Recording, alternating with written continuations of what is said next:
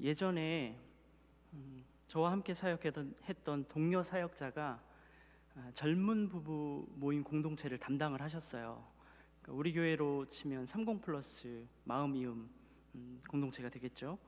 이 공동체의 특징이 있어요. 그러니까 젊은 아내들은 잘 모이고 성경 공부도 같이 열심히 하고 봉사도 열심히 해서 신앙 공동체가 잘 이루어졌는데, 젊은 남편 집사님들이 직장인들로 힘드니까 모이기가 힘든 거예요. 그래서 영적인 교제하기가 어려워서 일꾼으로 세우기가 참 어려웠습니다. 그래서 어느 날 이 담당 목사님께서 내가 반드시 젊은 부부들 남편들을 일꾼으로 세우겠다 작심을 하시고, 새벽 기도회 마치고 토요일 새벽 기도 마치고 성경 공부를 개설을 했어요. 그래서 제가 조금 의구심이 들었습니다. 토요일 아침이면 젊은 남편들 직장인들에게 꿀맛 같은 잠을 잘 시간인데 과연 몇 명이 나올까, 이런 생각이 들었어요. 그래서 제가 그 교구 식구들 그렇게 공동체 규모를 생각했을 때 5명 정도 오면 많이 오는 거다라고 생각을 했어요. 그래서 그 목사님에게 물었더니 몇 명 신청했어요? 물었더니 18명이나 신청을 했대요. 제가 깜짝 놀랐습니다. 그 비결이 뭡니까? 라고 물었을 때 내용은 이랬습니다.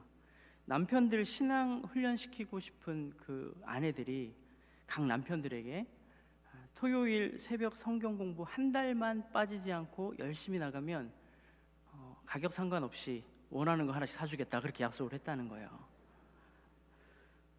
여러분, 무엇이 이들을 움직이게 했죠? 물론 다 그런 건 아니겠지만 성경 공부보다 이들을 움직이는 거는 따로 있었던 것 같아요. 물론 여러 계기를 통해서 하나님의 놀라운 역사가 있다라고는 생각하는데, 사랑하는 여러분, 자동차는 기름 넣으면 움직이고 또 스마트폰 배터리 충전하면 구동이 됩니다. 근데 사람은요, 밥만 먹는다고 움직이는 단순한 존재가 아니잖아요. 인격적인 존재는 그를 움직이게 하는 동기부여가 매우 중요합니다. 사람에게 있어서 움직이는 데 있어서 내면의 동기부여가 중요하다라는 거예요. 이곳에 목자님들도 많이 계시고 또 각자 자리에서 쉽지 않은 일들, 봉사들 감당하는 분들 이곳에 계실 텐데요. 여러분, 왜 여러분에게 맡겨진 자리에서 봉사하고 계십니까? 무엇이 여러분을 움직이게 하나요? 이렇게 질문했을 때 아마 답은 다 알고 계실 거예요. 오늘 말씀을 통해서 저와 여러분이 우리 마음의 동기를 다시 한번 바라보고 내면을 점검하는 시간이 되었으면 좋겠습니다. 인격적인 존재를 움직이는 동기가 몇 가지가 있는데 좀 예를 들어보면요, 첫 번째로 두려움이라는 거예요. 군대를 예로 들 수가 있는데, 사회에서 보면 게으르고 또 뺀질거리는 사람이 군대 가면 모두가 부지런해지고 빠릿빠릿해집니다. 왜냐하면 위계질서라는 그 두려움의 요인이 있기 때문이에요.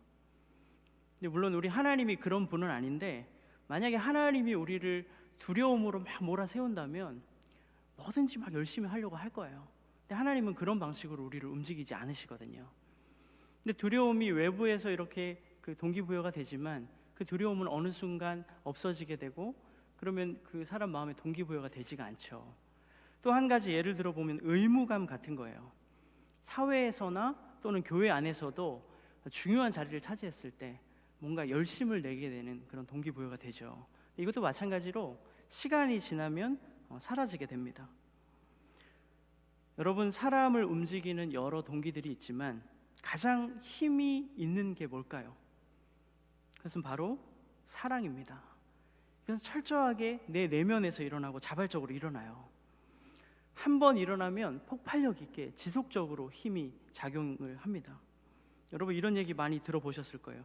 내 자식이니까 키우지 남의 자식이면 절대 못 키운다, 이런 얘기들 많이 하시잖아요.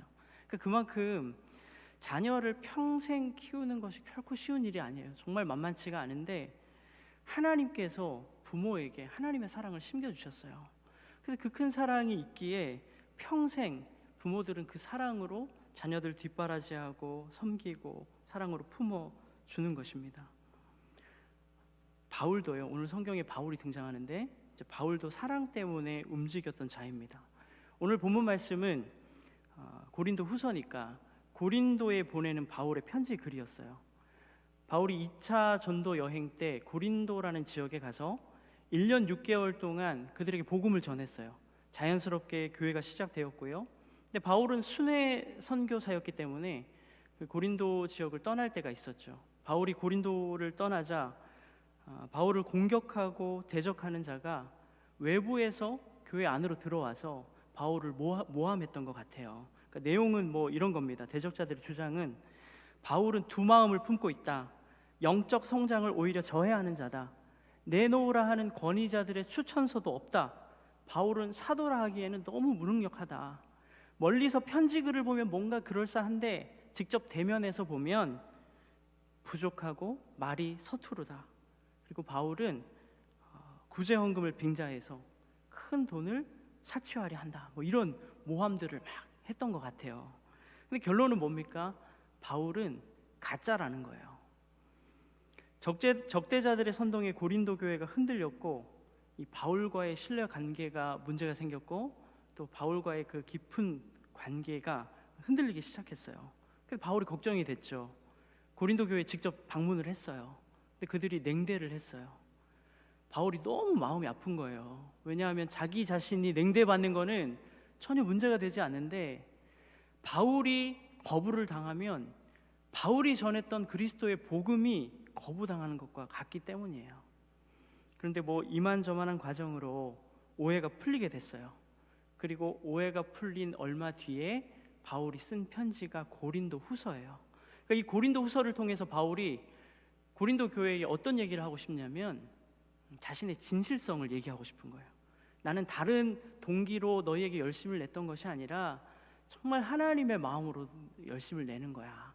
그리고 나는 가짜 사도가 아니라 정말 예수님께서 보내주신 진짜 사도야. 뭐 이런 것들을 증명하고 싶어 했어요.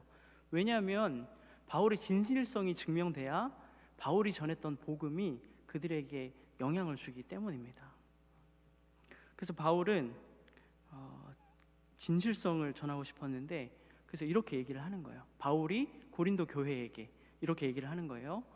나 그리고 나와 함께하는 사역자들, 우리는 두려우신 하나님 앞에서 정말 진실된 마음으로 너희를 설득하려고 해. 하나님은 이미 우리의 정직한 동기를 아시는데 너희들도 우리의 정직한 동기를 좀 알았으면 좋겠어. 우리의 진실된 마음을 너희가 알고 분별력을 가지고 거짓된 말이 막 너희들을 미혹해도 흔들리지 않았으면 좋겠어. 이렇게 얘기를 하고 있는 거예요. 제가 조금 의역은 했지만 오늘 우리가 읽은 본문의 말씀 내용이 이렇게 시작되는 것입니다. 그리고 바울은 왜 자신이 고린도 교회나 또 여러 군데 가서 열심히 복음을 전하려고 했는지, 그 동기, 마음의 동기, 정직한 동기에 대해서 그들에게 알리고 싶어 했어요.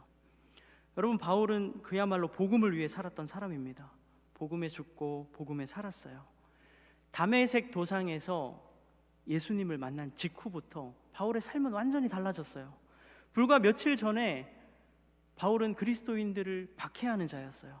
근데 며칠 지나고 나니까 오히려 예수님을 전하는 데 온 힘을 기울이는 사람이 되었죠. 그러니까 주변에 바울을 알던 사람이 뭐라고 했을까요? 바울 어떻게 된 거 아니야? 바울 미친 거 아니야? 이렇게 생각을 했을 거예요. 근데 여러분이 아마 사도행전부터 서신서에 드러나는 바울의 복음의 행적들을 잘 묵상하고 보시면요, 야, 바울 정말 미쳤구나, 복음에 미쳤구나라는 그 소리가 바울의 주변에서 나올 만하다, 이렇게 생각되실 거예요. 바울의 삶을 보니까 복음을 위해서 죽기 직전까지도 맞아봤어요. 어떤 상황이냐면 바울이 정말 죽은 줄로 알고 시체를 처리하려고 했던 그 정도였어요. 그리고 뭐 파선당하기도 하고 여러 번 감옥에 갇히기도 하고 굶고 춥고 헐벗은 것은 기본이고 많은 사람들에게 핍박을 받았습니다. 그러니까 이 당시에 바울은 많은 사람들에게 미쳤다라는 소리를 들었을 거예요. 도대체 왜 그러는 거야? 그 대단하던 바울이 어떻게 저렇게 미쳐버렸냐? 그 때로는 그 바울이 고린도 교회처럼 이렇게 오해가 되기도 했어요. 그 열심이 도대체 저렇게까지 하는 행위의 동기가 뭐냐, 무슨 꿍꿍이냐라고 오해할 수 있지만, 오늘 본문 말씀에서 바울은 자신의 진실된 마음을 고린도 교회에 전달하고 싶은 거예요. 고린도후서 5장 13절에서 14절 우리 함께 읽어보겠습니다. 시작. 우리가 만일 미쳤어도 하나님을 위한 것이요 정신이 온전하여도 너희를 위한 것이니 그리스도의 사랑이 우리를 강권하시는도다. 우리가 생각하건대 한 사람이 모든 사람을 대신하여 죽었은즉 모든 사람이 죽은 것이라. 누군가에게는 미친 것처럼 보이기도 하고 또 누군가에게는 온전한 것처럼 보이기도 하는 나의 모든 언행 심사가, 나의 열심이 결코 다른 것에서 동기부여된 것이 아니라 그리스도의 사랑이 나를 강권하는 것이야. 그리스도의 사랑이 나를 휘어잡는 것이야. 여러분, 하나님은 바울에게 뭐 억지로 시키고 두려움을 주시고 또 의무감을 주시지 않으셨어요. 그것은 복음의 방식이 아닙니다. 그저 하나님은 바울에게 모든 사람을 대속해 주시는 그 사랑이 얼마나 놀라운지, 그 사랑이 얼마나 큰지를 알려주셨을 뿐이에요. 그리고 그 사랑이 바울을 움직였습니다.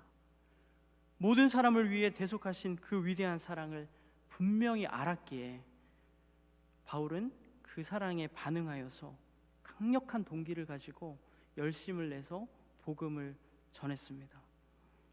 제가 뭐 여러 가지 배경 설명 드렸지만요, 오늘 이 말씀을 통해서 저와 여러분 같이 좀 고민해보고 깨닫고 싶은 것은, 우리가 하나님을 위해서 열심을 낸다고 하는데 정말 우리가 무엇으로 움직여지는지를 좀 점검해보자, 이런 거예요. 우리가 정말 무엇으로 움직이는지를 정확하게 우리가 깨닫고 통찰해보면 열심을 내게 하는 내 안에 참된 주인이 누구인지가 밝혀지기 때문이에요. 창세기 30장 1절에 보면요, 이 야곱의 아내 중에 라헬이 야곱에게서 아들을 낳지 못하자 야곱에게 이렇게 조르는 거예요. 나도 아이를 낳게 해주세요. 그렇지 않으면 죽어버리겠어요. 내가 죽겠노라. 그러니까 지금 라헬에게 살고 죽는 문제가 어디에 달려 있는 것입니까? 아들을 낳고 말고에 달려 있는 거예요. 근데 왜 그러냐 하니까 당시의 아들은 그 라헬에게 지위와 권세를 부여해 주는 것이기 때문입니다. 그러니까 즉 라헬을 움직이는 거 뭐냐면 아들로부터 얻어지는 지위와 권세인 것이고, 사실 라헬의 마음의 주인은 그거인 거예요. 신앙인들은 진짜 나를 움직이는 나의 주인은 누군가를 항상 고민해야 됩니다. 하나님만이 나의 마음을 움직이고 나의 삶을 다스리셔야 합니다. 그래서 우리는 자꾸 점검을 해야 되는 것이죠. 예수 그리스도의 복음을 제대로 들은 사람은 움직이는 동기가 바뀐 사람들이에요. 여러분, 때로는 TV나 여러 가지 매체들을 통해서 미담이나 이렇게 선행의 이야기를 들을 때가 있잖아요. 그러면 우리 마음이 참 이렇게 뭉클하고 감동받기도 하고 그래요. 그리고 좀 그 강도가 크면 눈물이 나기도 하고 그렇죠. 근데 거기까지인 거죠. 왜냐하면 그것은 내 이야기가 아니라 남의 이야기이기 때문이에요.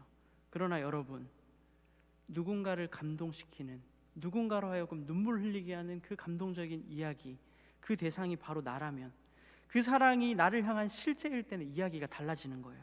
그저 눈물 한번 흘리고 끝날 일이 아닐 것입니다. 사랑하는 여러분, 바울이 얘기했던 그 모든 사람을 대속한 그 사랑, 바울의 온 삶을 강권했던 그 사랑이 바울만의 이야기가 아니고 또 남의 이야기가 아니라 바로 저와 여러분의 이야기인 줄로 믿습니다. 성경은 러브레터예요, 여러분. 성경 보시면 다양한 이야기들이 있잖아요. 근데 그 이야기를 통해서 하나님의 사랑을 우리가 볼 수 있는데, 때로는 말씀 잘 보다가 이렇게 마음이 미어지고 하나님의 사랑이 느껴지기도 하잖아요.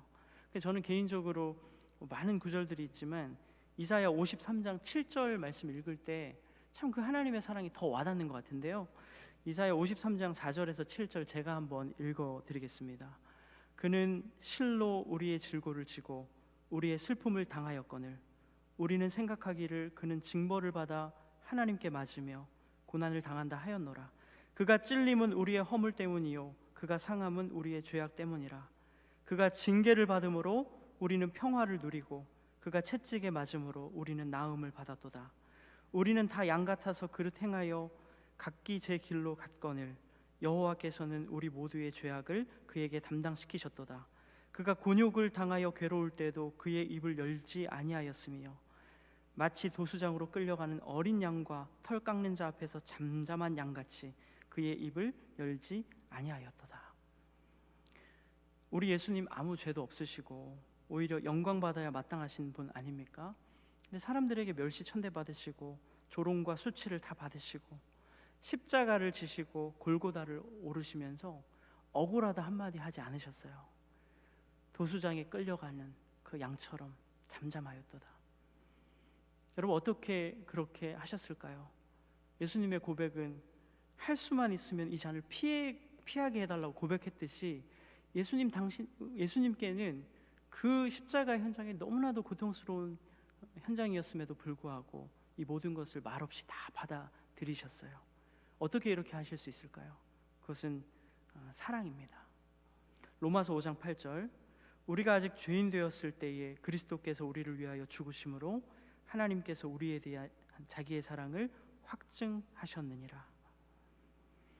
우리가 아직 원수되고 죄인 되었을 때에 하나님께서 독생자를 보내주셔서 누구나 다 볼 수 있는 저 높은 골고다 언덕, 그리고 그곳에서도 가장 높은 십자가 장대 위에서 하나님의 사랑이 확증되었어요. 누구나 다 볼 수 있는 그 현장에서 하나님의 사랑을 보여주셨습니다. 그것은 저와 여러분을 향한 명확한 사랑이에요. 남의 이야기가 아니라 내 이야기입니다. 그리고 그 높은 곳에서 우리에게 고백하십니다. 내가 너를 사랑한다. 그리고 그 사랑이 우리를 휘어잡는 것입니다. 그 사랑이 우리를 움직이게 하는 것입니다. 바울은 그리스도의 사랑 때문에 움직였습니다. 우리 오늘 본문 말씀 고린도후서 5장 15절 함께 읽겠습니다. 시작.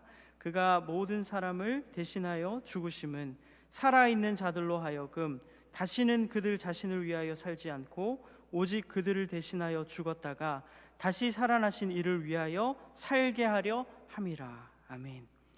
그저 자신을 위하여 사는 인생, 즉 내가 저거 있으면 살고 저거 없으면 죽겠다고 하면서 자기 유익을 위해서 열심을 내는 그런 인생이 아니라 우리 마음으로부터 기뻐하면서 우리를 대신하여서 죽었다가 살아나신 그 주님을 위해서 살게 하시려고, 새로운 존재로 살게 하시려고 하나님께서 사랑으로 우리를 강권하시는 줄로 믿습니다. 여러분, 우리가 요새 단련도 하고 각자 자리에서 뭐 교회를 위해서 헌신하기도 하고 또 열심히 신앙생활하고 있잖아요. 그래서 우리가 사실 중간중간 우리 내면의 동기를 잘 점검해야 되는데요. 저도 마찬가지죠. 목회자도 목회할 때 마찬가지고요. 그러니까 인간인지라 때로는 우리 마음 가운데 잘못된 열심, 잘못된 동기가 찾아올 때가 있어요. 저는 정상 궤도에서 이탈했다고 생각을 합니다. 근데 하나님은요, 우리를 사랑하시기 때문에 그냥 두지 않으셔요. 성령께서 작용하셔서 우리 마음에 근심을 주시고 때로는 잘못된 마음으로 열심을 냈던 것에 대한 부끄러운 마음이 들기도 해요. 그래서 하나님 앞에 참 부끄럽지만 그 나약하고 부끄러운 모습마저도 품어주시고 이해해주시고 다시 일으켜주시는 그 하나님을 알기에, 부끄러운 마음까지도 다 받아주시는 하나님 알기에 그 순간 우리가 해야 될 것은 다른 것이 아니라 하나님 정말 사랑합니다라는 고백을 해야 되는 거예요. 왜냐하면 하나님 사랑합니다라는 고백 속에 다 들어있는 거예요. 하나님 잘못했어요. 조금 더 열심히 해볼게요. 하나님 더 하나님 앞에서 아름다운 삶 살아볼게요. 뭐 이런 의미가 다 들어가 있는 거 아니겠어요? 하나님 다 덮어주시는데 하나님 사랑합니다라는 그 고백, 우리가 그 고백할 때 이탈되었던 우리의 삶이 다시 정상 궤도로 돌아오게 되는 것입니다. 여러분, 요한복음 21장 보면 예수님께서 부활하시고 나서 제자들을 찾아오시는데 특별히 베드로에게 오셔가지고 이렇게 물으시잖아요. 네가 나를 사랑하느냐 이렇게 물으셨어요. 근데 베드로 입장에서 보면 쉽지 않은 대답인 거예요. 왜냐하면 얼마 전에 주님을 배신하지 않겠다고 호언장담해놓고 주님을 3번이나 부인하고 배신했던 베드로였잖아요. 주님이 네가 나를 사랑하느냐 물었을 때 얼마나 부끄럽고 얼마나 소심하게 되었을까요? 근데 예수님은 그걸 또 3번이나 물으셔요. 네가 나를 사랑하느냐. 참 난감했겠죠. 근데 3번이나 물으신 것은 3번 부인한 이 베드로를 완전히 이해하시고 다 용서하셨다는 그 완전한 이해의 어떤 의미가 있겠지만, 이 베드로가 주님의 질문 앞에 참 주님이 나를 주님이 나를 사랑하냐고 물으시는데, 주님이 보여주신 그 큰 사랑에 비하면 정말 보잘것없고, 주님을 배신한 그 나의 나약함이 느껴져가지고 뭔가를 자신 있게 내세울 수가 없는 거예요. 그럼에도 불구하고 베드로의 마음은 진심이었기 때문에 작은 마음을 드리고 싶은 거예요. 그래서 나름대로 소심하게, 주님께서 아시지 않습니까? 내가 주님 사랑합니다 라고 고백을 했어요. 근데 여러분, 부끄러운 실패가 있었지만 그것까지 덮어주시는 그 주님의 사랑, 그 사랑에 비할 바는 안 되지만 베드로는 그래도 사랑한다라고 고백했을 때, 그때 주님께서 내 양을 먹이라, 내 양을 치라라고 주님 입장에서는 가장 중요한 그 목양의 일을 위임해 주셨습니다. 여러분, 찬양의 가사 중에 그런 거 있잖아요. 예수님의 사랑을 다 표현 못해도 그래도 표현하겠습니다. 주님의 사랑 다 알 수 없지만 내가 그래도 알아가겠습니다. 주님, 내가 다 닮아갈 수는 없지만 그래도 닮아가겠습니다. 주님께서 주신 사랑만큼 사랑하지 못하지만 내가 그래도 주님 사랑하겠습니다. 사랑하는 여러분, 우리가 주님 앞에 사랑을 고백하기에는 우리의 삶이 너무나 나약하고 부끄러울 때가 참 많습니다. 그래도 이 작은 마음 들여 사랑합니다, 주님 앞에 자격이 없지만 그래도 사랑합니다, 그렇게 고백해야 됩니다. 그 고백 앞에 주님께서 내 양을 먹이라, 내 양을 치라, 이 사명을 주시고 우리는 또 사명의 자리로 나아갈 수가 있는 거예요. 그리스도의 사랑이 우리를 강권하시는도다. 주님을 사랑하는 자만이 하나님을 위해서 온전히 쓰임받는 자가 되는 줄로 믿습니다. 우리는 단련을 통해서 더 깊은 주님과의 사귐의 자리로 나아가고 있습니다. 이 사순절 기간 주님의 사랑을 더 깊이 체험하며 더 마음 다해 주님 사랑합니다라고 고백하며 복음에 사로잡힌 자, 하나님의 사랑에 휘어잡힌 자, 사랑으로 강권되어져 움직이는, 그래서 능력이 나타나는 저와 여러분의 삶이 되시기를 예수님의 이름으로 축복합니다. 기도하겠습니다.